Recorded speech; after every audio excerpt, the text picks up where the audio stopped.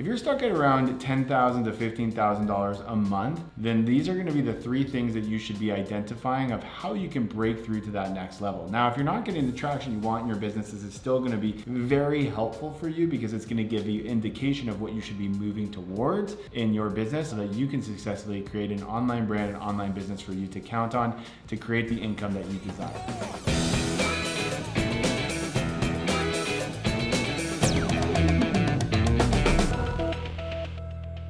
Hey, my name is Jesse Eker, and over the last 10 years, I've been working online to creating online brands and helping entrepreneurs sell more of their product or service. And a lot of times people get stuck at different income levels that they can't seem to break through or get past or just get to that next level. And so today I want to share the three most important things that you should be focusing on to get you past the income level that you're at. Now, specifically if you're stuck at anywhere from $10,000 to $15,000 a month and you're having trouble getting past that, this is a really simple way for you to be thinking about what should I be working on first or next, or how can I simplify things so that I create more streamline on where you want to go. So let's start with the idea of what's most important here when it comes down to that there's two different ways that we can operate in our business. The first way is what we call chaotic success. So these are the people that are about $10,000 or $15,000 a month, but they're having chaos with the success they're having. And they kind of look like this. So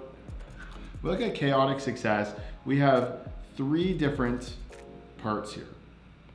Okay, and these three different parts we have, let's just say the leads, then we have the sales, and we have the delivery, how they actually deliver, okay? And so when we think about the chaotic success, we have all these different, let's say, activities that lead to a lead. So we have to do, posting on Facebook and talking to joint ventures and affiliates and paid ads and all these different things that we do to get leads, right? And all these things are leading to us getting leads, right? And then when it comes to our sales process, we sell people through this way and that way, and we have webinars and we have VSLs and we have events, and we have all these different ways that we sell people in. So these leads then get chaotic with the sales process that we have because we have so many different ways that we sell people. And so some leads go to this one and some leads go to that one. And so then we have the way that we deliver. We have programs and different programs for these people and one-on-ones and different things happening for different types of people. We have all these different ways that we deliver, right? This is a recipe for chaotic success. Why? Because you have no system for how you do anything, okay? The way that you want to go, though, is moving away from chaotic success. We want to become what we call scalable success. And scalable success looks similar, but instead of doing it that way, we have simple processes to go from lead to sale. So this is where we go from leads to sale to delivery, right? And the scalable success has systems that they can measure that move someone here. So, maybe you use what we like is, we call it OPP. This is other people's platforms. Other people's platforms is what you focus on. And that brings you in leads. And the way that brings you in leads then moves you to a sales mechanism. And for us, that's virtual events. So it's an event, right? And that event is going to sell them on our program, right? And that is going to create what we call a process for getting us results, okay? And so when we want to look at our success to say, what do we want to do better in, we can look at our leads, our sales, and our delivery, and we can look at what we call the performance of each of these things, right? Over here, it's impossible to see the performance because there's so much that we're doing to deliver our promise, right? To run our business. It's so complicated. This becomes much easier when you single focus or create a system. Now, when you want to scale or you want to do something different, you know what your performance is and it's performing at the highest level.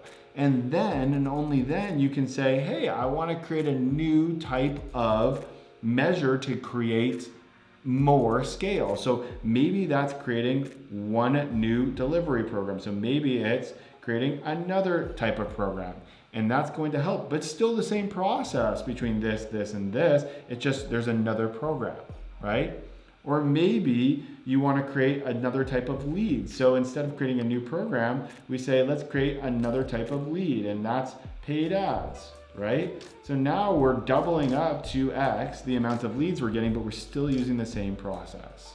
See, most people go through it and say, I need a bunch of different sales mechanisms, I need a bunch of different leads, and I need a bunch of different things so I can sell everything to everyone, and it kills you on what you're actually doing. So for you to actually have the success that you want, you really need to make sure that you are creating a system in your leads, in your sales, and in your delivery. And the reason why you're stuck is because you really don't have any system for you to measure your performance on. What are you measuring your performance on?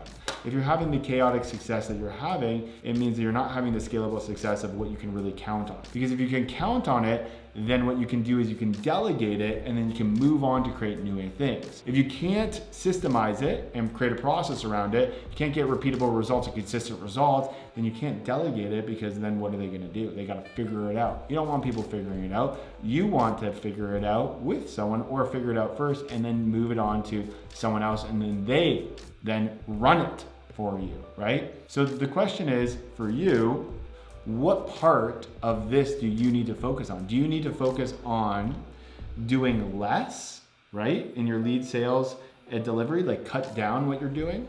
Or do you need to actually pick and choose and focus on one of the areas that you want to start to measure right now? I'd love to hear in the comments below what you're going to be focusing on so that we can hold you to it. We can learn more about you. Are you focusing on lead, sales, or delivery? What are you having the most struggle with?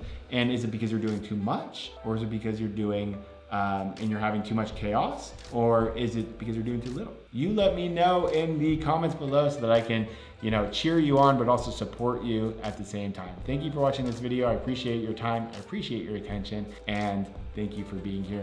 Until the next video. Bye for now.